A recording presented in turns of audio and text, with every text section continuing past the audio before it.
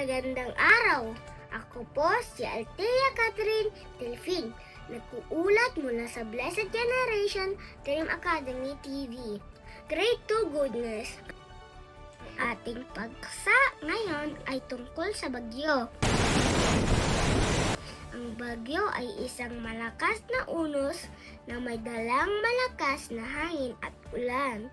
Madalas itong nagdudulot ng pagbaha, pagguguho ng lupa at pinsala sa mga bahay at pananim.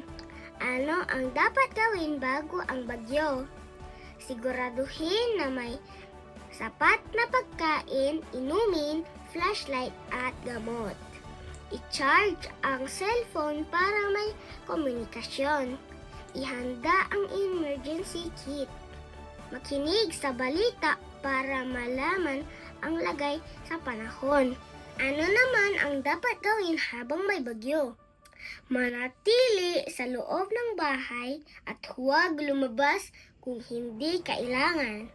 Iwasan lumapit sa mga bintana at magpabagsakan. Sumunod sa mga paalala ng lokal na pamahalaan. Pagkatapos ng bagyo, tignan kung ligtas nang lumabas ng bahay. Maging maingat sa mga bumagsak na poste at kuryente. Tumulong sa paglilinis ng kapaligiran. Mga mahalagang gamit na dapat inihanda. Emergency kit na may pagkain, tubig, gamot, flashlight, radio, kandila, posporo, at extra na damit. Paalala, laging tandaan na ang kahandaan ay susi para makaligtas sa anumang sakuna. Kung handa na kayo, ligtas kayo.